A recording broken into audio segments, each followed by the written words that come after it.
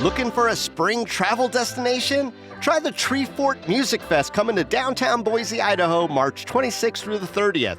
You can catch the full lineup of over 400 artists at treefortmusicfest.com/lineup.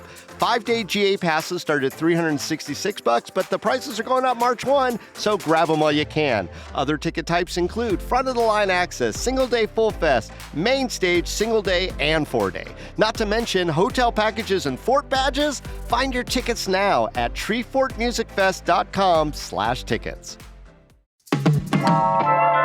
Welcome to the Friday News Roundup, where we unpack the hottest headlines from the week. Today on CityCast Las Vegas, I'm with Nevada Current reporter Michael M.J. Lyle and my co-host David Figler, and we're covering the Henderson police chief that's been asked to leave their position, the public funds being used for the Campus of Hope, and the new immersive horror experience coming to Las Vegas. It's Friday, February 21st. I'm Sarah Lohman, and here's what Las Vegas is talking about.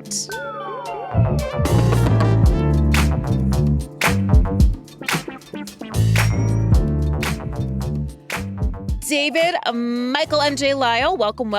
Good morning. Hey. And welcome to any new listeners, too. We do this every Friday, bringing you the hottest headlines from throughout the week. For the next couple weeks, we're not going to be doing a hot headline at the top of our show. We're going to be doing a hot ledge line, to cover the bills that are being presented on the floor while our legislature is in session. Or like I like to say, Michigas happening up there in the ledge. Oh, today is not Michigosh, it's Indigigosh. That's a terrible joke. It flowed for me. That works. Yeah. All right. So this week, tribal community members are urging Nevada lawmakers to move Indigenous Peoples Day. So in the state of Nevada, and I actually did not realize this, Indigenous Peoples Day has been in place since 2017. The current laws require the governor to proclaim August 9th as Indigenous Peoples Day. But then in 2021, President Biden recognized the second Monday of October, which is the same date as Columbus Day, as Indigenous Peoples Day nationally, although he did not make it a federal holiday. So the ask is just that the state shift its laws to match. Some people in Nevada are worrying that having it on Columbus Day will affect the memory of the accomplishments of Italian Americans. In my personal Sarah Lohman opinion, Italian Americans are doing just fine. And choosing that day is particularly significant for Native Americans because first contact with Europeans also represents the start of genocide, epidemic disease, and violent colonization. So the movement, that's so in the past. Yeah, just forget about it, right? Let's get all that out of history books. So is Columbus, very much in the past. Very much. So I think the choice is we'd rather be celebrating the Native people and their culture and heritage, not the colonizers. Side note, y'alls, Google Calendar has removed both Indigenous Peoples Day and Native American Heritage Day, which is the day after Thanksgiving. But they've left up Black Friday, the shopping day, the day after Thanksgiving. So in Google's world, shopping is more important than Native peoples. And again, in my personal opinion, Google, you suck. So my question for you is, do you think this bill is going to get bipartisan support? What do you think? No, I think absolutely not. We're in a very anti-diversity era that's been spawned by and underscored by President Trump, and people hate anything to do with diversity. It's going to be called a DEI, but it's diversity. Like, you hate anything to do with people of color. Like, I had no idea all these were very negative words. Inclusion and equity. I had no idea that these are the words of the devil. However, we do have a majority Dem and female state legislature, so I do hope that we make this little shift to be in line with the rest of the country.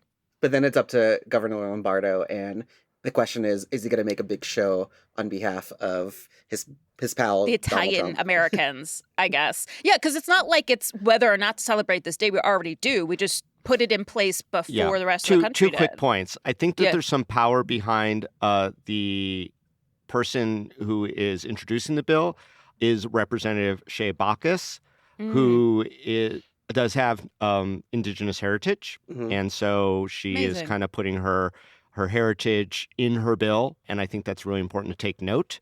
But also, I saw a really wonderful Subway take where that thing where they're on the metro and they're Yeah. talking into their metro cards. I love that guy. Anyway, he was talking to an Italian American who was like, Columbus Day, it's just a placeholder. Like he's an Italian guy. He has nothing to do with us. There needs to be an Italian American Day that is our contribution. Like call it Frank Sinatra Day or something, or just call it Red Sauce Day and move it wherever you want. But, Italian Americans deserve their own holiday, but we don't give a hell if it's Columbus Day or not. Yeah, like why do you want your legacy attached to something like so wicked? You don't want it was that, pretty good take.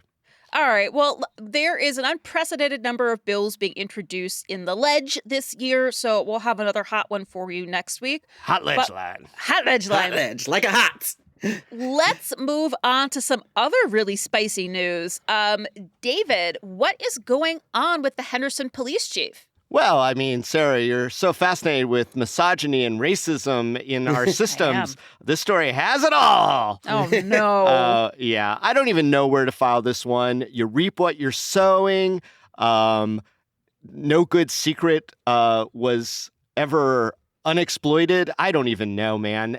So this is a hard story to talk about simply because the Henderson Police Department has had its troubles for so long. It is still, no matter how big Henderson grows, it is small town Henderson, and they have been correctly maligned for a very long time of having a very small town mentality. There have been allegations over the decades of deep misogyny, sexual harassment, racism, bad policing. So let's look at the most recent one really quickly. This is Police Chief Holly Chadwick. She'd been the chief of the department since 2023.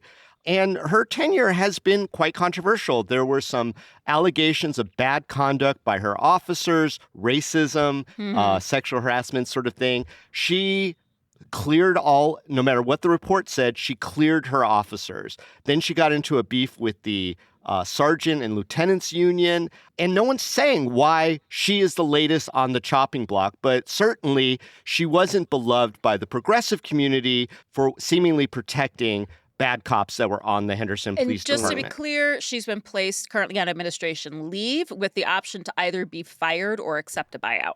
Right. And this has been an option that they've offered others before. So since 2008, there has been a sort of effort by the Henderson manager's office and the city council to have a greater diversity of people at the helm of this administrative entity, the police department. And so there have been people of color, there have been women, and very few of them have lasted without this crazy controversy. And so Chadwick replaced Cedric Andres. And Cedric Andres got a no vote of confidence from the police union. And there was all this talk about discrimination based on gender and sexuality. I mean, on and on and on. What we found out from this latest situation, though, is that it went in front of the Henderson City Council. Very little discussion. One city council member sort of dissented. Nobody's commenting on the record. It's all another lack of transparency. And I don't know that we'll ever know.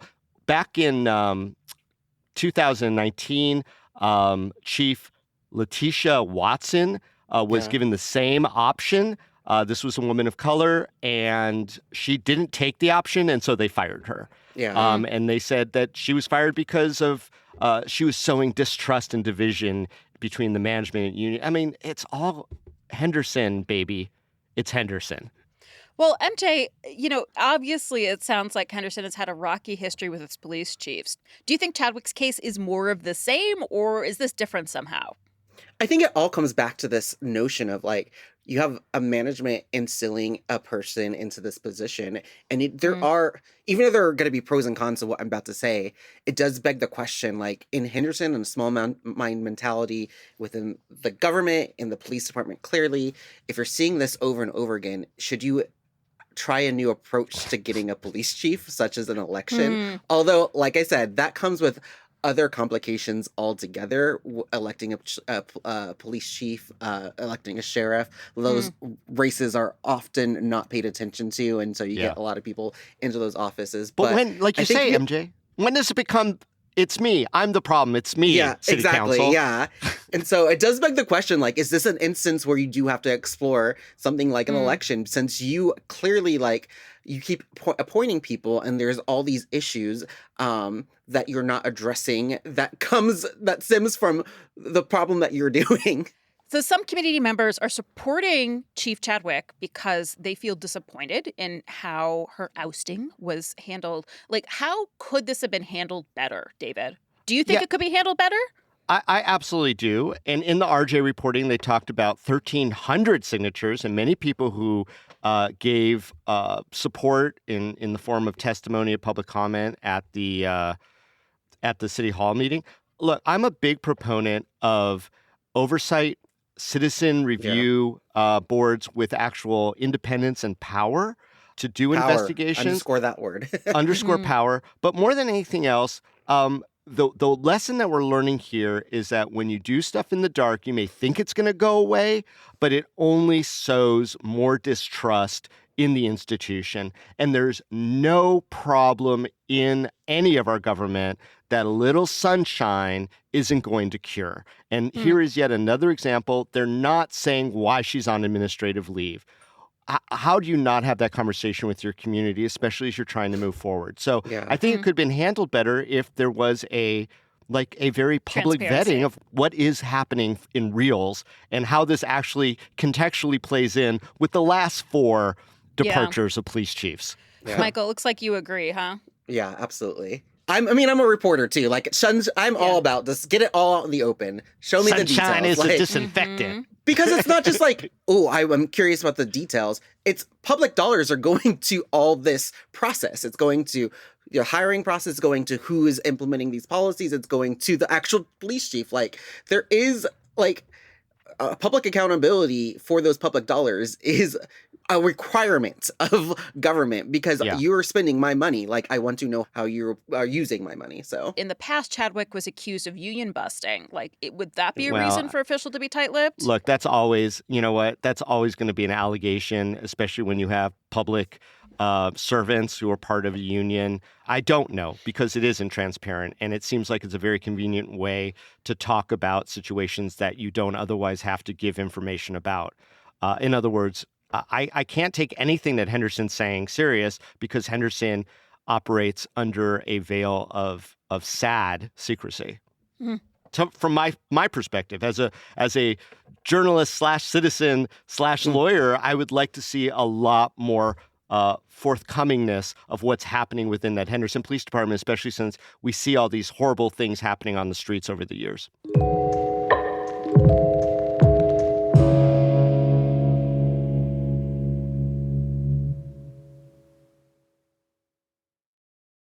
What sort of promises have you made to yourself this year? Maybe get in better shape or eat healthier, save more money, travel somewhere new. What about discovering a new culture by learning a new language? With Babbel, you can do that in just a few weeks. I'm CityCast CEO David Plotz, and I'm having such a good time learning Spanish on Babbel this year. I'm taking a trip to Mexico City in the spring, and Babbel is giving me the Spanish foundation that's going to make my trip so much better. Babbel's quick 10-minute lessons, handcrafted by more than 200 language experts, get you to begin speaking your new language in 3 weeks, or at whatever pace you choose. And because conversing is the key to really understanding each other in a new language, Babbel is designed using practical, real-world conversations. And one way they do that is with their own podcasts. I'm a podcast listener. I'm guessing since you're listening to this podcast, you are too. And I have been getting ready for my Mexico City trip by listening to Babbel's conversational podcasts. There's a short conversation you listen to, then an instructor talks you through what happened, and then you listen again, and then you catch everything when you listen that second time. There's also a great read-along transcript, too, which I love. The one I did today was with Maria and Carmela trying to make dinner plans, but Carmela is so busy. She's way too busy with work and yoga, but finally they agreed on brunch on Saturday. Studies from Yale, Michigan State, and other universities continue to prove that Babbel works. One study found that using Babbel for 15 hours is equivalent to a full semester at college. So let's get more of you talking in a new language. Babbel is gifting CityCast listeners 60% off subscriptions at babbel.com/CityCast. Get up to 60% off at babbel.com/CityCast. Spelled BABBEL.com/CityCast. Babbel.com/CityCast. Rules and restrictions may apply. Lowe's knows that free is just better. That's why MyLowe's Rewards is free to join. As a member, you earn points towards MyLowe's money on eligible purchases, get exclusive free gifts, and earn free shipping at Silver Key status, all on top of weekly member-only deals. Don't wait. Join MyLowe's Rewards for free today and start saving more. Lowe's, we help, you save. Loyalty program subject to terms and conditions. Details at lowes.com/terms. Subject to change. MJ, we're going to come to you because through the grapevine, the news, I found out that 92% of the ongoing cost for the Campus of Hope is going to be publicly funded. Can you tell me more? Absolutely. So, kind of a little bit for background. So on the third of the last day of the legislative session in 2023, April Corbin-Gronis, my colleague, and we covered this story about a legislation that dropped on that, and it was heard on that day about a public-private partnership, the thing that we love so much in this state, that proposed a $200 million transformative campus to help homelessness.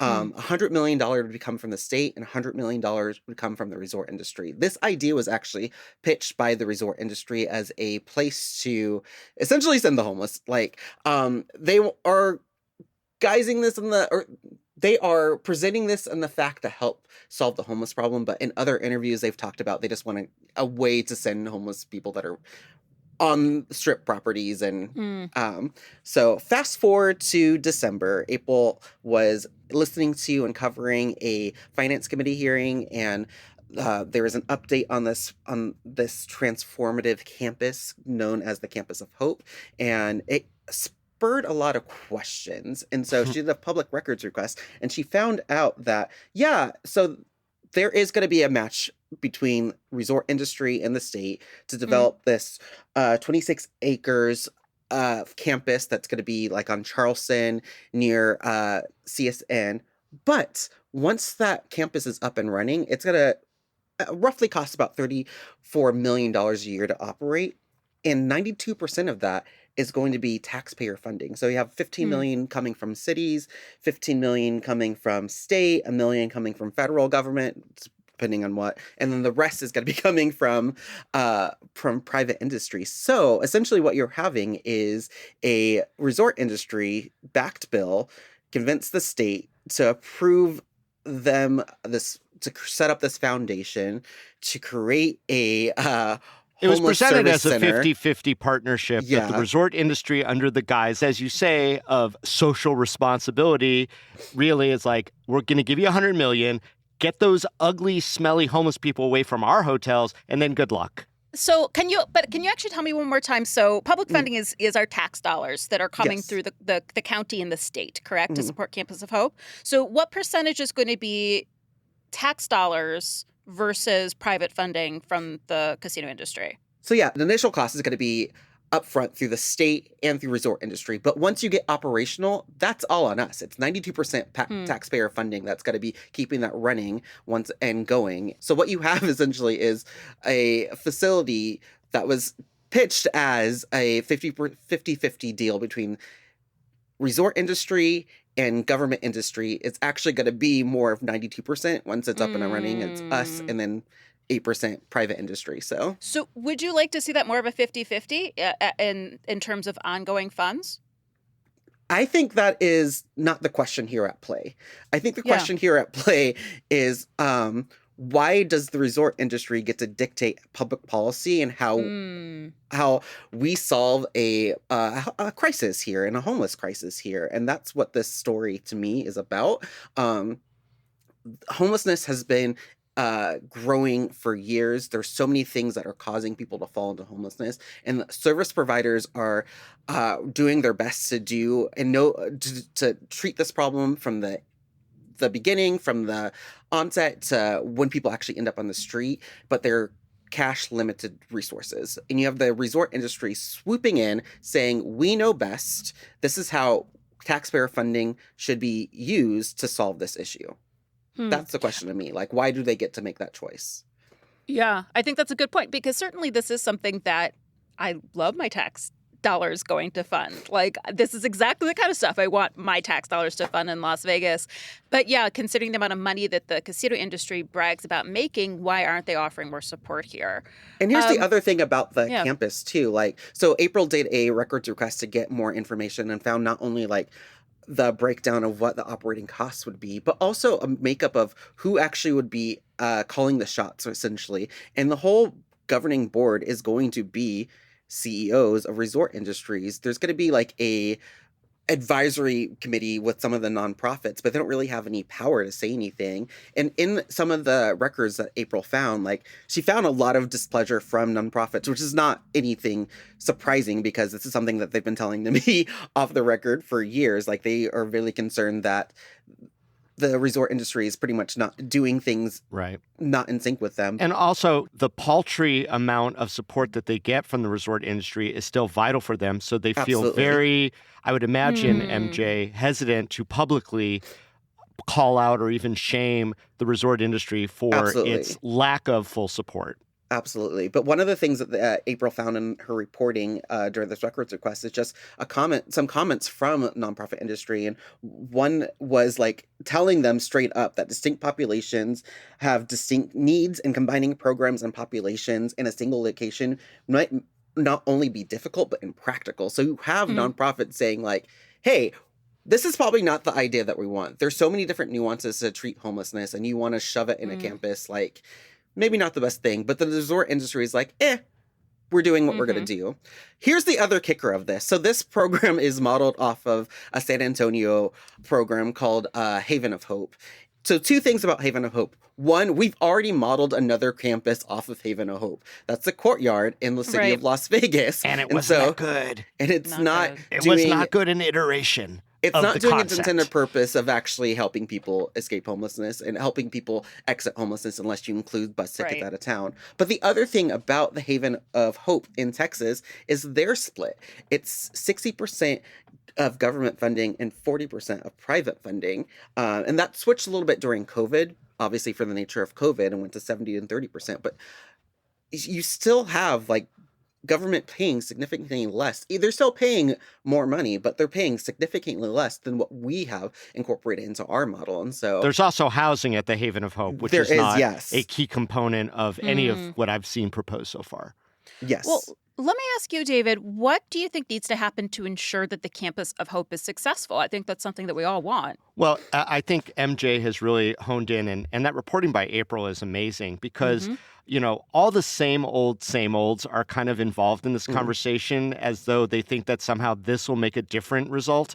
So, you know, it's been a misstep since the very beginning, even the location. They are having to displace existing programs on that campus for teens with autism, and they don't really have a good game plan on where they're going to go. This is essentially the resort industry, per usual, deciding that it's time to wake up to do something that they think is going to be a big splash and they get all the credit for, and then kind of walking away and let the chips fall where they may. And that is not a recipe for success. Sarah, you remember when we had all the mayoral candidates and talking about homelessness with them for the city of Las Vegas, every single one were like, well, but the resort industry has really stepped up with $100 million, and that's going to solve a lot of the problems. And it's like, is anyone actually like gamed this out other than the people in the nonprofits who are clearly saying this is another shitty way to approach a very important and growing concern in our community?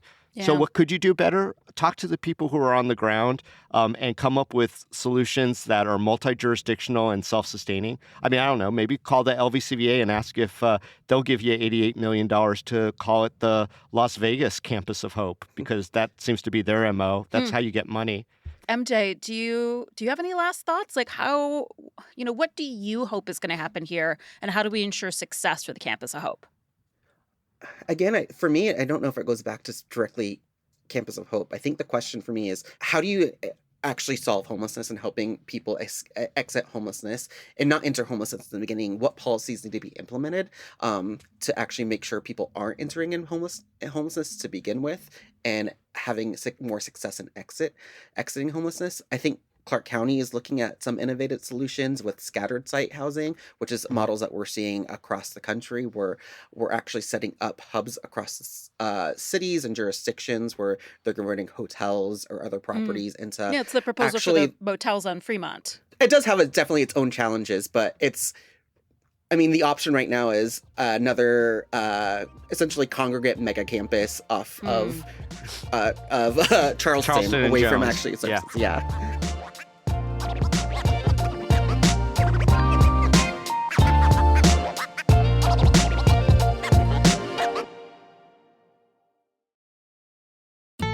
Building a portfolio with Fidelity Basket Portfolios is kind of like making a sandwich.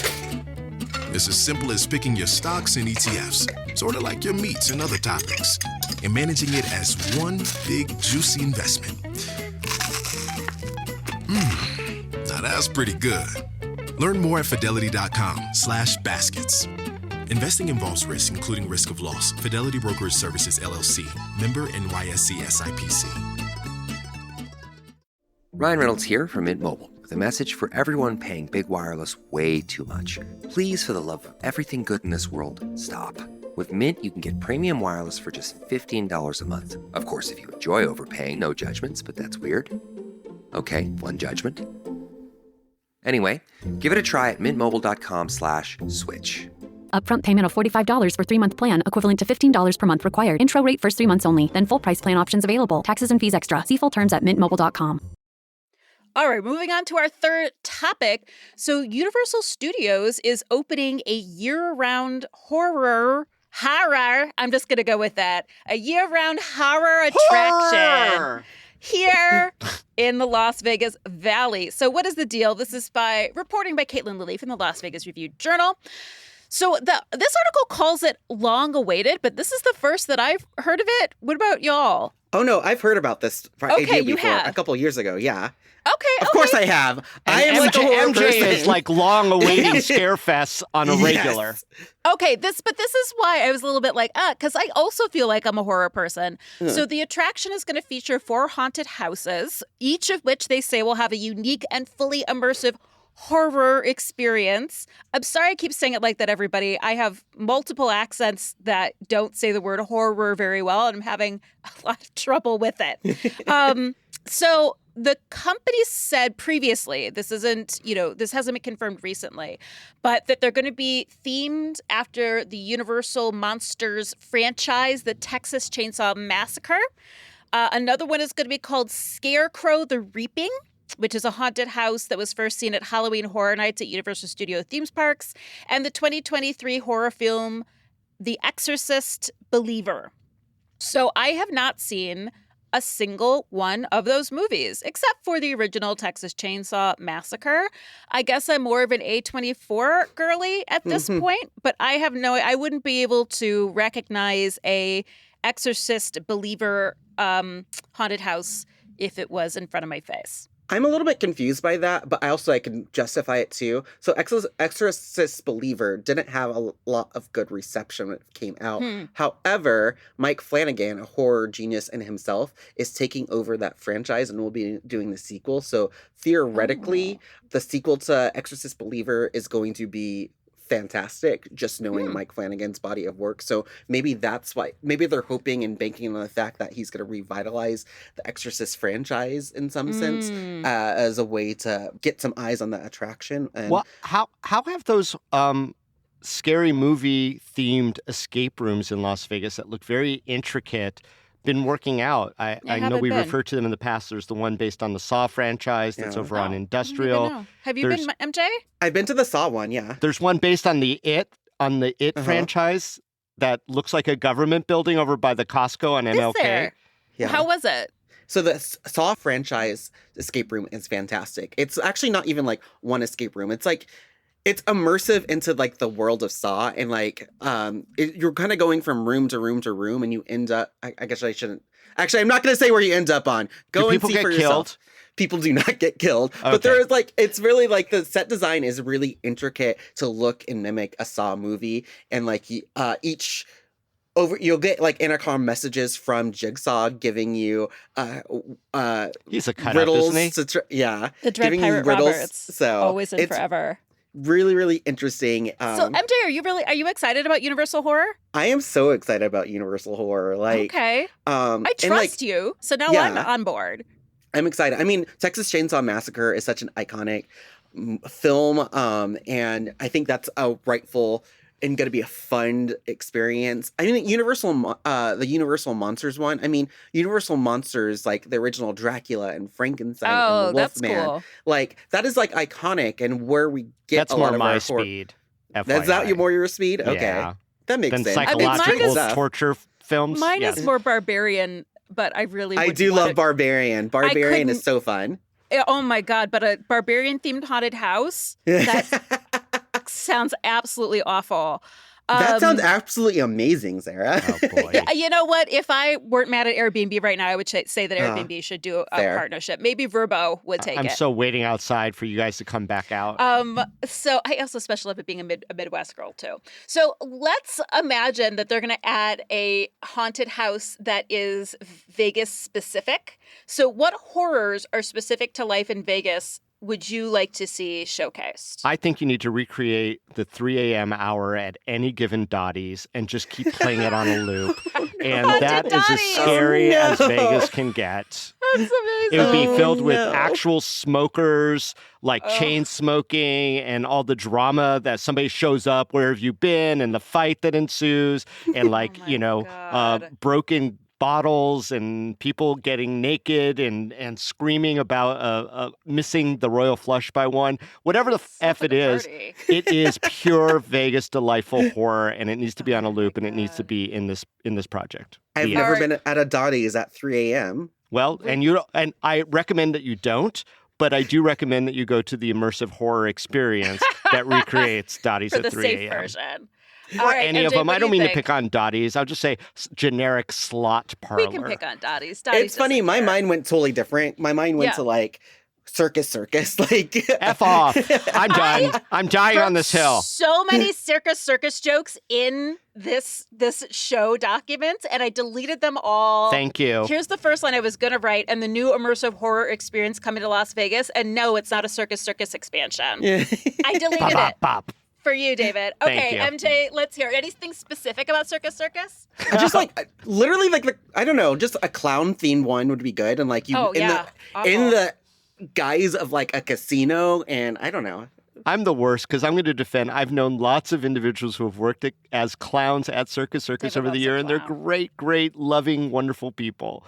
So maligned. So I have an actual Vegas horror story for the two of you, and this happened last night. Oh, wait! I saw you last night. I know. Wait, I saw you last night. We were all at Palette Las Vegas. I was there because I was hosting the cookbook release for my friend Rowan, who has a great book about great presentation, Sarah. You did such a good job. Thank you. Yeah. Date Fruits. The book is called Hot Date. Get it at the writer's block. It's really, really lovely. Okay, so I come home after the event. I'm winding down. I go to bed. I'm laying in bed. I feel something like tickle my forehead. Oh, no. And I'm like, this is a Vegas story. It's just my hair. No, but I it wasn't, brush Sarah. it away. Oh, no. And I, for some reason, opened my eyes. As you should. Guys. There was spider you've ever something. seen. David, I don't know what it was. Oh, God. I don't know if it was a tarantula or a water bug or a scorpion because it was dark and I didn't have my glasses on. And I absolutely froze as this thing is crawling across my bed. You guys, it was bigger than like $50. So what did the fire department tell you after you burned down your house? That's exactly it. I unfortunately have to move out and burn down my entire house. You guys, here's the weirdest part. So I froze because I could see it, but I was like, I don't know if I actually want to know. But then I did it. I turned on my bedside lamp and I put my glasses on and it was gone. No. Of course it was. Yeah. And then I'm like, did I hallucinate that entire thing? It's a ghost scorpion. They're the worst scorpions of all. This should absolutely be in the horror-themed haunted houses or whatever. It touched my face, you guys. Sarah, why would you tell me this? I'm going to think about this before bed tonight. All I think of is, what was the movie? The Crypt Keeper or what was, oh my God. Tales from the Crypt? Tales of the Crypt, when all the cockroaches were inside the guy's head. They all Oh my Oh, God. my God. Or that scary stories to tell in the dark where she's got the spiders in a Oh, the blister in her spider, knee. yeah. Yeah, and she takes a shower. Listen, I went to sleep on the couch. The entire bed is going The couch into ain't the gonna save you, baby. washing machine today. And yeah, I have to move and burn down my entire house. So that is really sad. Well, at least it didn't go in your mouth. Yeah. Bright Oh, side. believe me. Believe me. And my nose or my ears, all of my face holes. So let's do that. I'm sure we can make money off of that. You just lay in a bed and cockroaches drop No on your thanks. face. I'm out. I thought you loved horror. Not that All right. type of horror. My gosh. Chase me with a chainsaw, sure. They only come out at night. We're all out, and I am going to come live in your guest rooms now. Sorry, I can no longer live here. That's it. Thanks, David. Thanks, MJ. Thank you for going on this journey with me. Yeah, that was a lot, Sarah. Thank you, David. Thank you, MJ. Good to see you as always. Thanks for having me. Always interesting.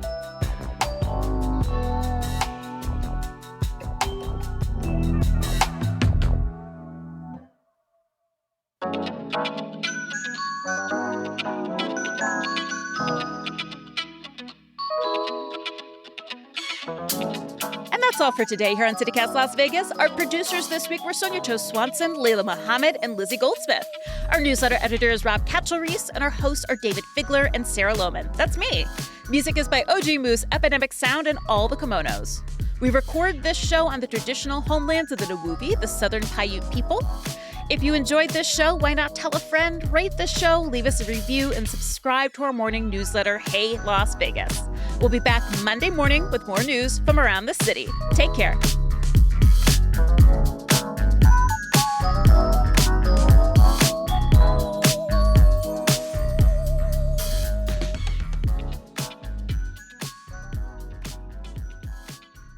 Thank you for inviting me. Actually, it was really fun up until the last moment. Now I'm horrified.